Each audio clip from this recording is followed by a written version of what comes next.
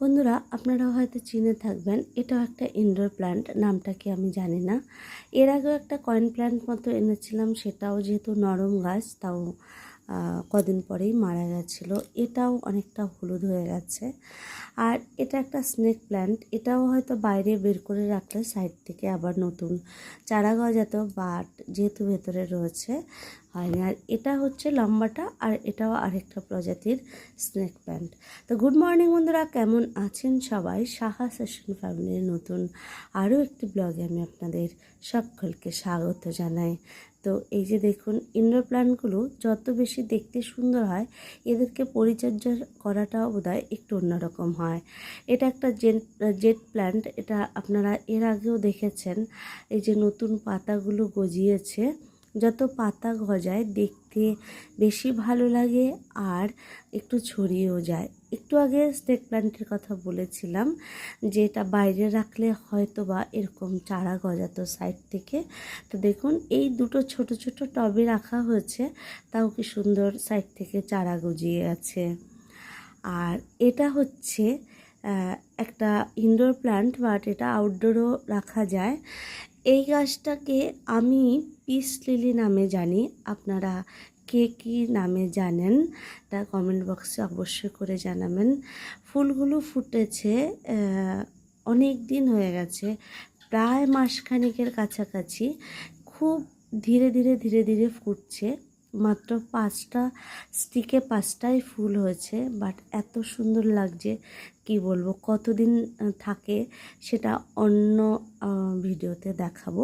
একটা ফুলেই আস্তে আস্তে করে ফুটে একটুখানি ভেতরের যে অংশটা দেখা যাচ্ছে, আর এগুলো এখনও কুড়ি অবস্থাতেই রয়েছে। ওপাশে রয়েছে আরও দুটো প্ল্যান্ট, একটা হচ্ছে লাল। আমি এগুলোর নাম জানি না, তো জানি না কেমন লাগলো অবশ্যই করে জানাবেন। তো চলে এলাম রান্নাঘরে। এখানে আজকে মাটন এনেছে। আমার বাড়িতে মাটনটা খুব রেয়ার দিনই হয়। তো আগে তো মেয়ে একদমই খেতে পছন্দ করতো না, এখন একটু খেতে ভালোবাসে। তো এটাকে ধুয়ে পরিষ্কার করে নিয়ে আগে লবণ, হলুদ আর একটু তেল দিয়ে তারপরে ভালো করে ম্যারিনেট করে ঢাকা দিয়ে রেখে চলে যাব রান্নাঘরে ব্রেকফাস্ট তৈরি করতে। চাইলে সব মশলা দিয়েও আমি ম্যারিনেশন করতে পারতাম, বাট মনে হলো আর মশলাগুলো পরেই দেব। আর এখানে ব্রেকফাস্টে হচ্ছে ধোসা। তো এটা তৈরি করছি একটু চালের গুঁড়ো, একটু ডাল দিয়ে। বিশেষ কিছু উপকরণ এর মধ্যে দিইনি, চাল, ডাল আর একটু কাঁচা লঙ্কা, 1 ইঞ্চি মতন আদা দিয়ে ভালো করে পেস্ট করে নিয়েছি। আর সেটার মধ্যে দিয়ে দিচ্ছি আলুর পুর, সেদ্ধ আলুকে একটু টমেটো, কাঁচা লঙ্কা আর পেঁয়াজ দিয়ে একটুখানি সতে করে নিয়েছিলাম, একটু লবণ মিষ্টি দিয়ে দিয়েছি ওর সাথে। এবার পুরটাকে দিয়ে তৈরি করে নেব সকালের ব্রেকফাস্ট। ওই ধোসা টাইপের হয়েছে। তো এবার তাড়াতাড়ি করে রান্নাটা করে নেব, তারপরে একটুখানি যাব একটা জায়গায়। তো কোথায় যাব সেটাও আপনাদের সঙ্গে শেয়ার করব। আর পুরো ব্লগটা দেখতে থাকুন, আশা করি আপনাদের সবাইকার ভালো লাগবে। তো ওই ব্রেকফাস্টটা কিন্তু খেতে ভীষণ ভালো হয়। তো যাই হোক, চলে এলাম রান্নাঘরে।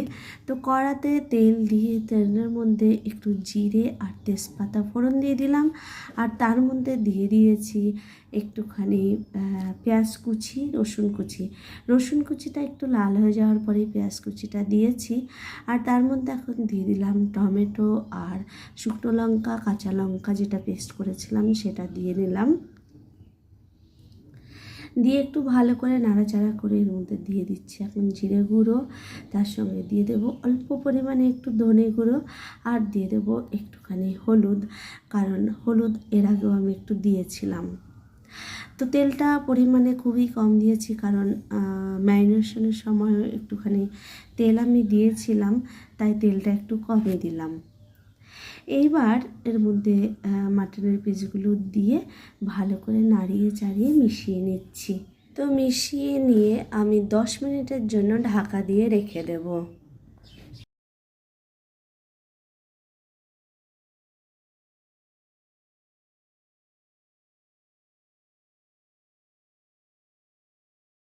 10 মিনিট পরে ঢাকাটা তুললে এরকমভাবে জল বেরিয়ে যাবে আর মাংসটাও অনেকটা প্রায় সেদ্ধ হয়ে এসছে।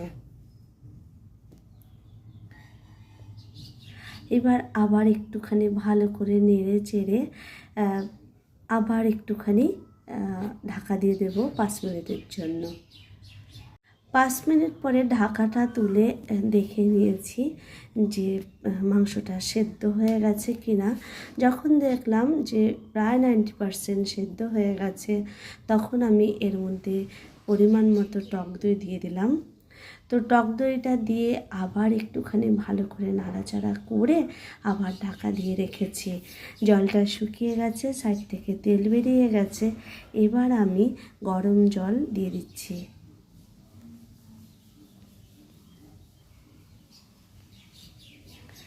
গরম জলটা দিয়ে ঢাকা চাপা দিয়ে তুলে নিয়েছি।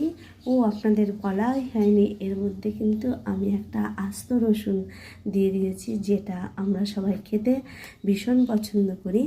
তো দেখলাম হয়ে এসছে, তো এর মধ্যে দিয়ে দিয়েছিলাম একটুখানি চিনি আর একটু গোলমরিচ ক্র্যাশ করে দিয়েছি, একটু গরম মশলা, সব দিয়ে আবার একটুখানি ভালো করে মিক্স করে নিয়েছি।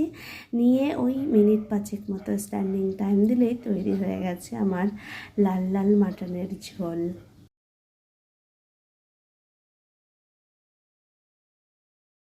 আজকে যেহেতু সানডে আর ওর 3:30-র সময় পড়া থাকে, তো ওর বাপি ওকে দিয়ে আসে। আজকে ওর বাপি বাড়িতে নেই, তো সেই কারণে মেয়ে সাইকেল নিয়ে যাচ্ছে আর আমি একটুখানি ভীষণ টেনশনে আছি, কারণ ও সাইকেলটা খুব ভালো চালায় না।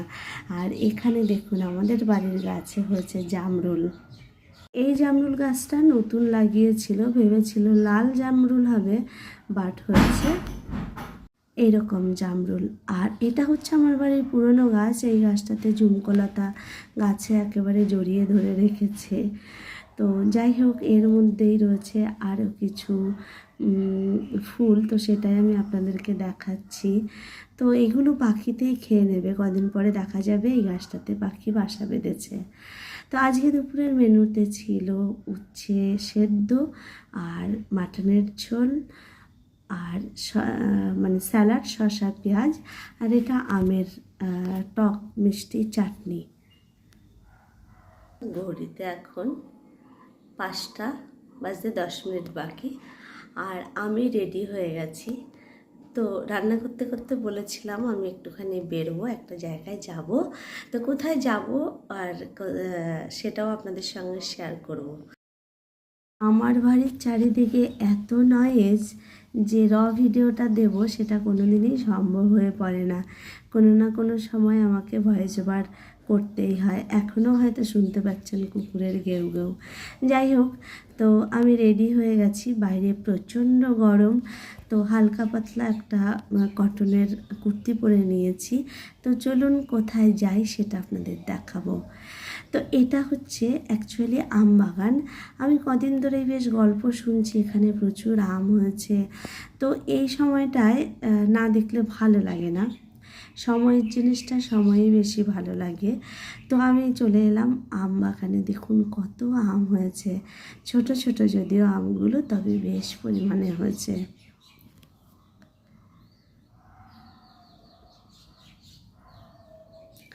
প্রত্যেকটা গাছে এত আম, আর দেখতে ভীষণ ভালো লাগছে। চারিদিকটা সবুজ, যেহেতু বৃষ্টি হচ্ছে মাঝে সাঝে, সেই জন্য সবুজটা যেন আরও বেশি, মানে এত মনোমুগ্ধকর লাগছে না কি বলবো।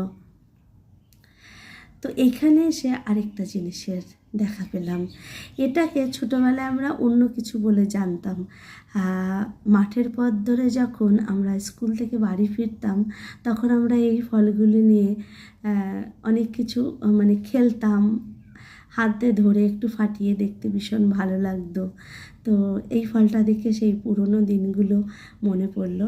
তো এই টাইপেরই দেখতে বেরিজগুলো এখন বাজারে খুব দেখা যায়। তো সেগুলো এরকমই মোটা মোটা হয়। আমি জানি না এটা বেরিজ কিনা, কিন্তু ওটা বেরিজ আমি অবশ্যই জানি। তো ওটা দেখে একটু ভালো লাগলো, তাই আবার একটুখানি ভিডিও করে দিলাম। রোদ এখনও যায়নি, প্রায় 6টা বাজতে গেছে।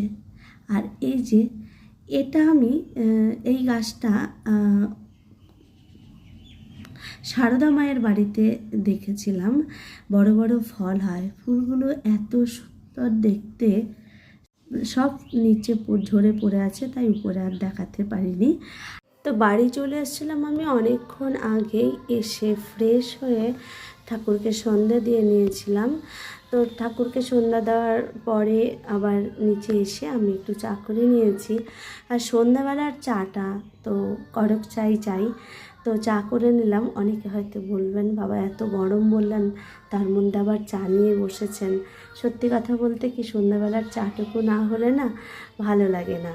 এটা একটা খেলাম চা, কিন্তু আরেকটু পরে ওই 8:30টার দিকে আরেকটা চা আমি খাবো। তো যাই হোক, দুজনে মিলেই এখন চাটা খাচ্ছি। ও খেয়ে বেরিয়ে গেছে, আর মেয়েও চলে আসবে এক্ষুনি। তো ও আসলে ওকে সন্ধ্যের একটা টিফিন দিতে হবে, তাই আমি একটু ম্যাগি সিদ্ধ করে নিয়েছি। তো ম্যাগিটাকে একটুখানি অন্যরকমভাবে করে দেবো ওকে, ওই টাইপ অফ চিলি ম্যাগি। যেহেতু মাটন খেয়েছে তাই আর ডিমটা দেবো না, তাই ওর একটু মনটা আর কি খারাপ হয়ে যাবে, বাট কিছু করার নেই, এতটা প্রোটিন একসঙ্গে না খাওয়াই বেটার।